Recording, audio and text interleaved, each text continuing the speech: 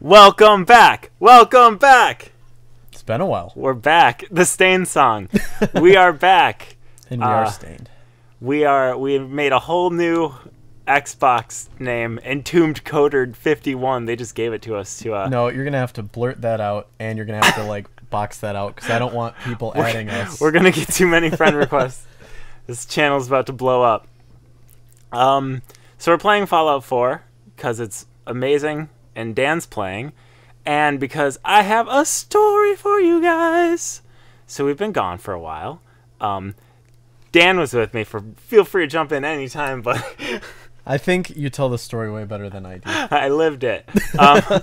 Some people know, some people don't.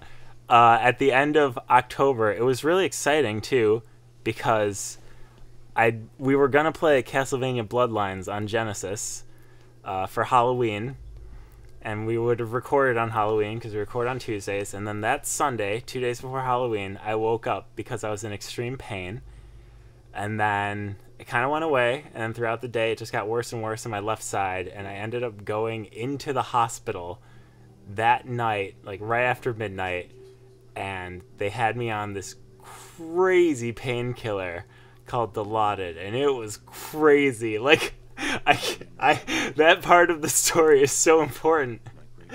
It was absolutely insane. They ran a bunch of tests, and I had to drink this nasty thing called barium next day. Did I tell you about the barium? This nasty thing called barium. Yeah. Yeah. That's what it's called. Did I tell you about that? Yeah, you did. It's the worst. It tasted like like the inside of a glow stick. How do you know what that tastes like? Accidentally drank inside of a glow stick when I was younger because I thought it was candy in a Halloween bag. And Wait, actually? Ever since then, I get a sinus infection every year. Oh, wow. I didn't know that about you. Every year, and that's when it started. I was like, wow, this tastes terrible, but I kept thinking it'd get better. Anyway, on a less I did this to myself pain, they ran some tests, found out I had a complete blockage of my of my small intestine. So that Wednesday, November 1st, I went into surgery. I think it was like 11 in the morning or noon. They took 8 inches off my small intestine, and then woke up in recovery in a hospital, my hospital room, with like a catheter and an NG tube, which is the worst part of this entire story. And also, please tell me you're going long hair. I am. Like, there's got to be like a mohawk in here. I don't know. It's also going to be hilarious because you have this crazy story, and it's going to be boring as shit watching me try to work through these menus to make a character. That's why I'm bringing this out now. The NG tube was the worst part of this whole story, and it gets worse, but that was the worst part. It's a tube they stick up your nose, and it goes down through your throat into your stomach, and it pulls out all the nasty junk that's in there. So because, you know, my intestines were less, I had less of them now. So I had that in there, which is taped into your nose, and you can't eat, and it hurts your throat horribly. So I'd have to sit in the chair next to my bed to try to sleep so I could hang my head down and not swallow. But it was pretty devastating and terrible. I hated it. I spent quite a while in there smelling really bad, being generally unpleasant. Daytime TV is the worst thing ever. Horrible. But a little over a week later, they finally took the tube out a few days before, and I was starting to eat again. I went a week without eating. Started to eat, and then they sent me home that next Thursday. And before I left, I was like, I'm hurting again. And they're like, it's just because you're off the painkiller. And I was like, that makes sense. Remember how crazy the painkiller was that I mentioned before. And I was like, all right. So I get home, and I spend a few hours at home just like hanging out with my parents, and it's just hurting worse and worse. It's in the same spot as when I went in, and it gets so bad I can't walk, I can't do anything without like yelling in pain. So they take me back to the ER. It's very late, that same night. It's very late, and They rush me into the ER. They do more tests, give me more crazy painkiller. And here's the dark twist of this story. We find out that I went septic, which is medical talk for my intestines had burst and I was rapidly poisoning myself. Yeah. So it's funny now because I'm here again, but it was not so funny then. I will say, I do have to jump in and say, your sense of humor and candor about all of it has been like nothing I would expect from anyone that had to experience that amount of pain. Like, I will say, when I was visiting you throughout it, when you were still in the hospital, Yeah. that's the lowest I've ever seen you. It's the lowest I've ever been in my whole life. You're like the cheeriest person I know, and that's the least cheeriest thing I can think of doing is having surgery and almost dying. Yeah. But then after, like, me being the asshole I am, make dumb jokes about almost dying or whatever I was saying, Yeah. and you were laughing and didn't hate me for it. No, but so yeah, they did. So I remember because my surgeon came running in. She was awesome the whole time, but she came running into my room, and she looks at me, looks at my parents, and just says, "This is bad," which is always good to hear. And they had to do an emergency surgery. It's 4:30 in the morning. They took 4 more inches off my small intestine, gave me a ileostomy bag, which I'm very lucky it's a temporary one. In more medical terms, in the front right side of my stomach, there's a piece of my small intestine sticking out, and there's a bag like I have to change and glue to my skin, and that's where my bowel movements go as liquid. They come out of there. So I wake up after a 4.5 hour surgery with that, with the NG tube again, which I was truly more upset about at the time. But so yeah, I had that. I ended up spending 30 days in the hospital. While I was in there, I also had a pulmonary embolism, which is a blood clot in your lung, which they played off to me as, oh, whatever. Oh, I don't think I knew that. Did you not know that? No, I didn't know that it was in... I thought they said that you had a risk for a blood clot. No, I didn't know had you one in my actually lung. had one. Yeah, I had blood clots in my Holy lungs. shit. So that's apparently really bad. They did not let me know how bad that was. Yeah, and it was in your lung, too? Yeah. I mean, I don't know anything about blood clots, but... Yeah, that was really bad. I mean, that one has its own name. It's a pulmonary embolism, so I assume it's bad. I ended up also getting an abscess, which was just a buildup of stuff in my left side. So they had to stick a few drains in me at various times. They said that Timothy, they said that the pain was the equivalent of labor pains.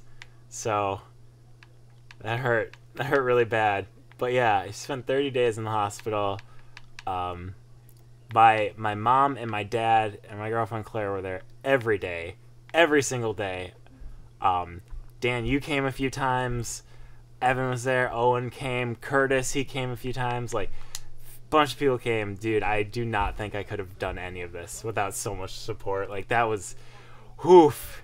I know, like, Mom and Claire stayed the night with me many times, which is really good because they told me that if I'd stayed the night I went septic, I would have died if I'd have stayed home. So I was afraid to go to sleep for like a long time. But they don't let you sleep in a hospital anyway.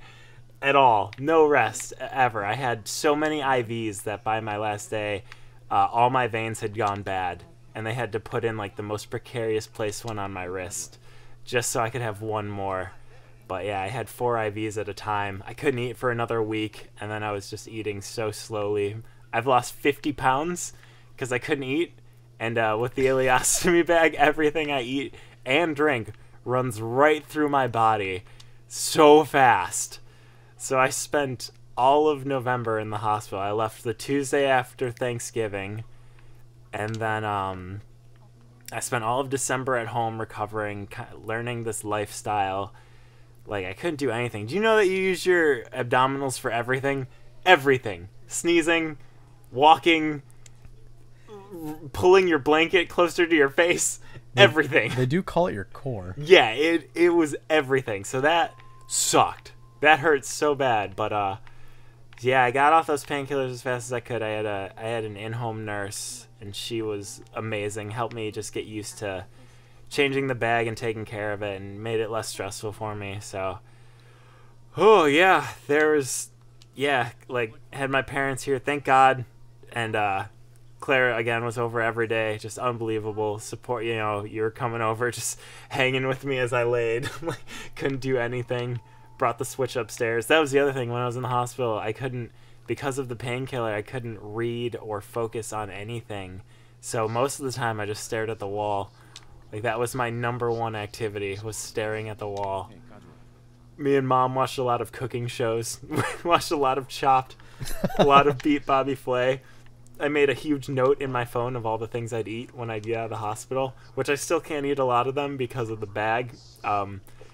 I can't eat like fruits and vegetables and nuts and seeds and raw foods because they don't digest well enough to go through the tiny hole in my small intestine where everything comes out of. So I'm on like a meat and potatoes diet. There was probably like everyone's dream diet. It's literally the diet of a 10-year-old, like their ideal diet. I just eat a bunch of processed food and junk and yeah. Oh man, I have not seen this town in full form since I first played this. Oh yeah, it's different now. Not that this is important or anything, but like I was trying to struggle to figure out what to do because we can't hear this right now, yeah. And I forgot like you had to trigger a few of the things that I did in the house or whatever, and yeah, whatever. This doesn't matter at all.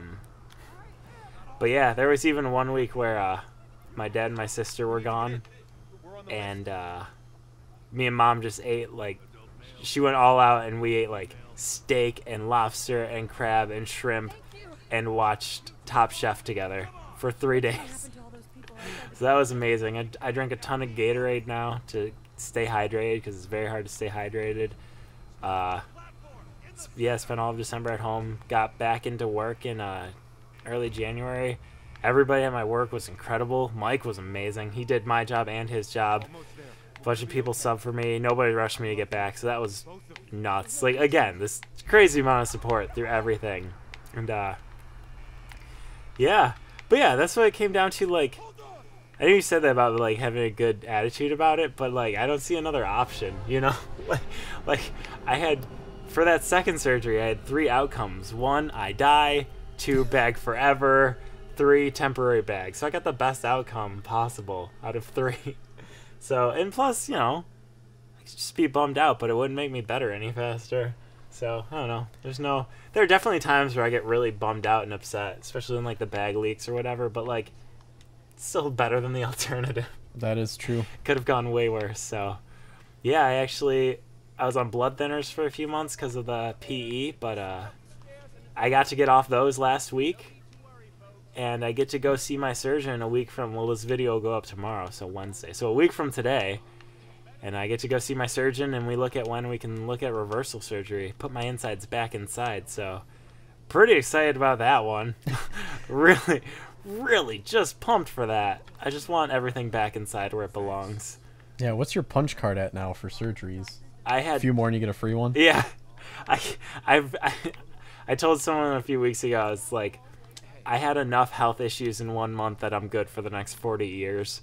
I knocked them all out. There's no more room, so I have 1 more surgery coming, but hopefully that shouldn't be too bad. The recovery's faster, but it's also going to be brutal because all of your digestive system starts working again. So, and you didn't reveal the best detail about all of this yet. What is it? Is that you haven't taken a shit? Yeah, I can't. Since the surgery. It goes through the bag. So once I have the bag reversed, I will be living in the bathroom apparently for a while. Oh, is that what they said? Oh, I've read all about it. Yeah, because everything just starts working again and nothing's ready for it. It's just like, whoa, haven't done this in a while. Oh. So, but yeah. So I've been back to work since January. It was pretty exhausting and rough, but once February came around, I've been doing a lot better. Just feeling better overall, and yeah, now we're back to doing this. So. That's my story. I cut it way down to fit over 10-minute video, so. Really? Yeah. Wow. 15. It's been 15 minutes? Yeah. Damn. Yeah, I condensed 3 months into 15 minutes. Yeah, I still can't believe that it was in that short of a time. I thought for sure we'd be here a lot longer than that. Yeah. So that was my experience. That's why we've been gone for a while. Yeah, it's been great. Nothing but fun. All good vibes. I will say there have been a number of people who, when I have talked to them recently, they get really upset that they didn't know and they feel guilty. That's not fair. I didn't tell anyone. To make something like that about you. Yeah, that happens. That level of narcissism. Right. But yeah, I didn't tell anyone. I didn't want that. I don't want sympathy for it, and I super didn't want it at the time. I just wanted to get through it. It's one of those things. I talked to my mom, and I know I've done this. I'm sure everyone does this, but where you think, how would people react if something happened to me? Just because, that's what people think about. But, like, God, it's not worth it. Like, it's just, when you are in that situation, it is literally the last thing you're thinking about is how does everyone else feel right now? And you get that sympathy, and you're like, I don't want this. I just want to be better. I just want to be able to walk again and, like, move. And I want my insides back inside. And that's it. Just the little things in Lesson life. learned, yeah. I want to be able to eat food. Yeah, that was quite an open experience. So you look at life a little differently when multiple people tell you, like, oh, yeah, you almost died. Like, you were a few hours away. So, there you go. That was the most advanced plot you'll see in this game. Your wife just got shot. Well, you don't play the story mode. I don't. I think I'm a higher level than you, but I have not even completed half the story. By a lot. Like, I was almost going to accidentally say what the plot twist was at some point because I remembered it, and I don't think you've seen anything even close to that. No, I haven't even encountered the Brotherhood of Steel. I forget if that's, like, a key part of this, though. I'm just not that far. I see. Their blimp flew overhead. That was the last I got. Maybe we'll see. Who knows? I forget how long that is in the game, too. Depends how fast you do story. Because I don't do it at all. So far, I'm struggling because I guess I didn't turn subtitles on or whatever, but when they tell me what to do, I'm not going to know. Oh, yeah. It's been too long since I played this. We can fix that in post. I'll subtitle the video. We can fix that after. Can it please be in, like, Portuguese or something? We should definitely play more episodes of this. I'm down, with more fun context.